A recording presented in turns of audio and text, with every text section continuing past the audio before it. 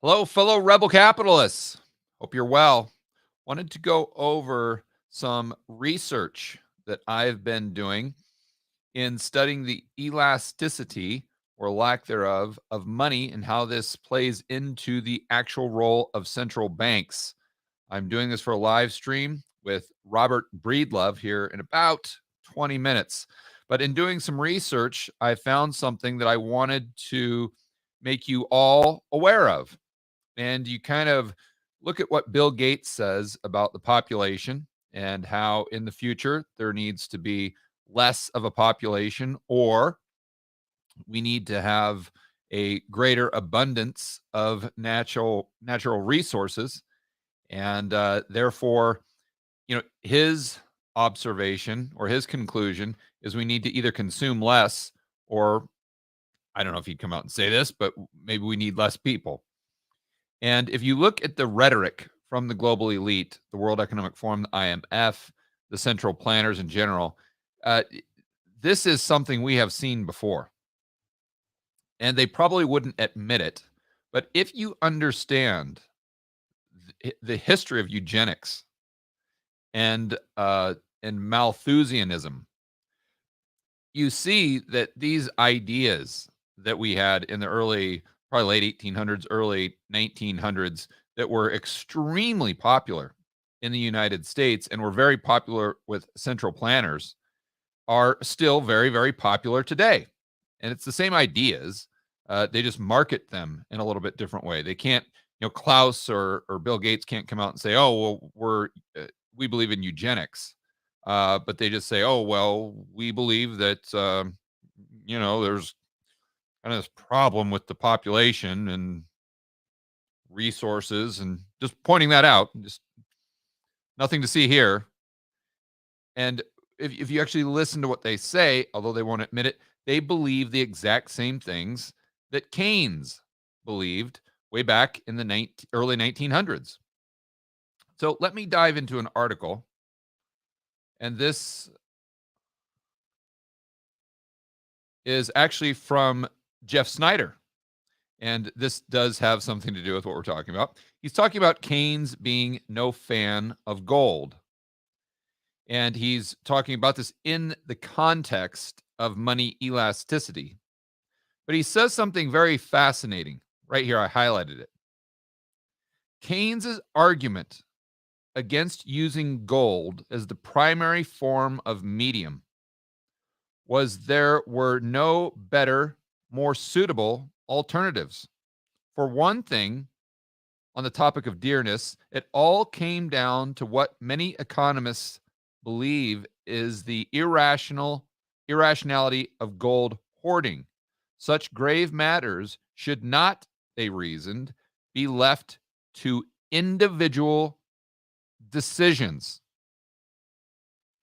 Rather, concentrated in a public utility, the central bank.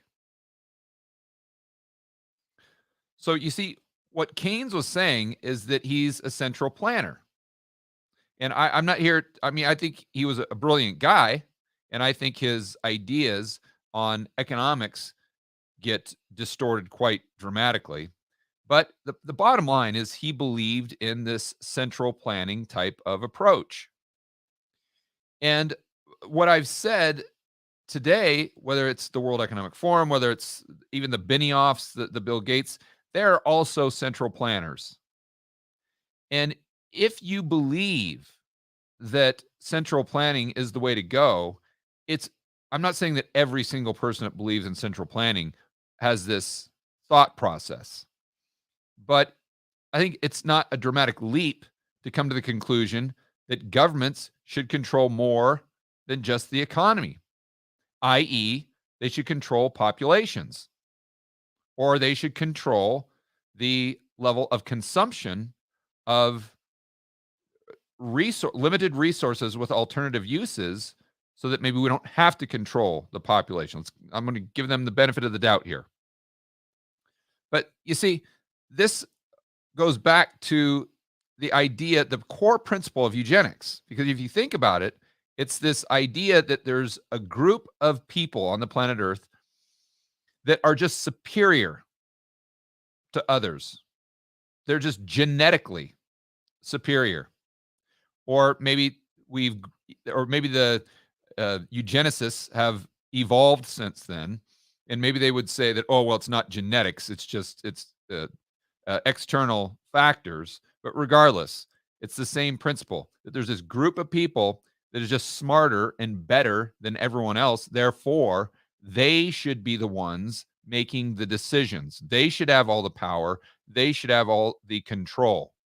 And that's going to be for the greater good of society at large.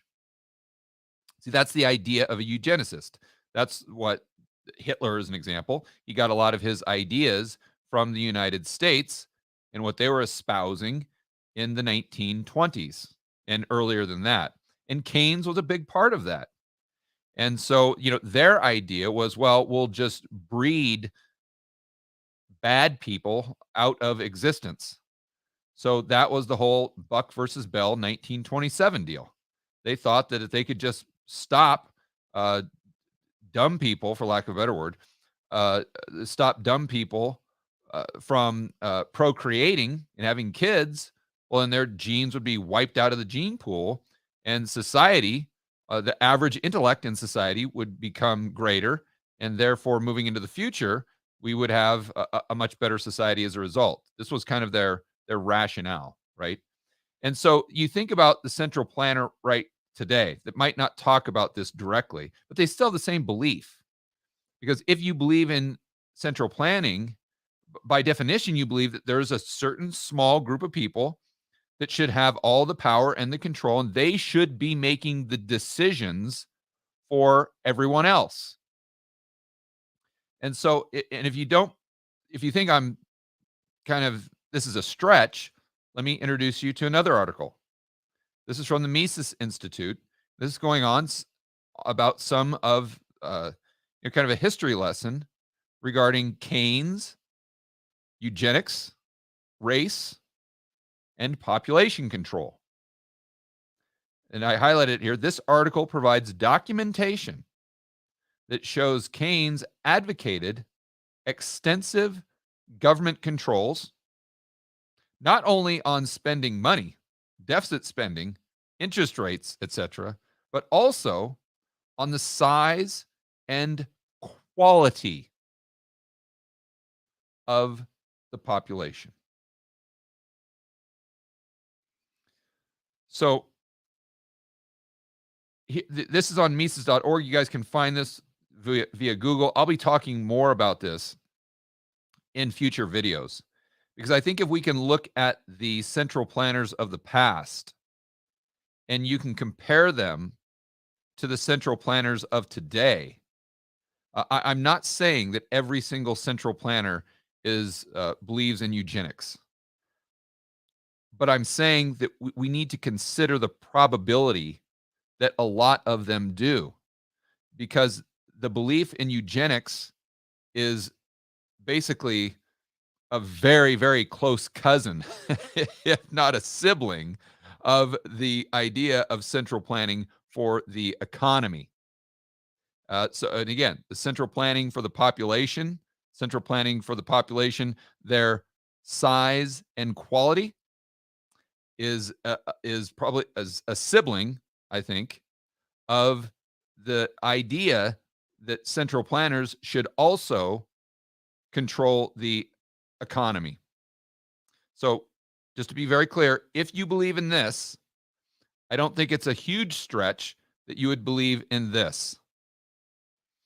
So, throwing that out there, just giving you some food for thought, I would strongly suggest checking out these articles and then thinking through this on yourself. Just ask yourself, understanding what you know about people who believed in eugenics in the past, like Keynes, then reading what they said not only on eugenics, but about central planning for the economy, and then read and listen to what the global elite say today, connect the dots, and then come to your own decision on the probabilities of some, probably not all, but some of these central planners we have today also believing in the the eugenics and centrally planned populations the way that Keynes did back in the 1920s.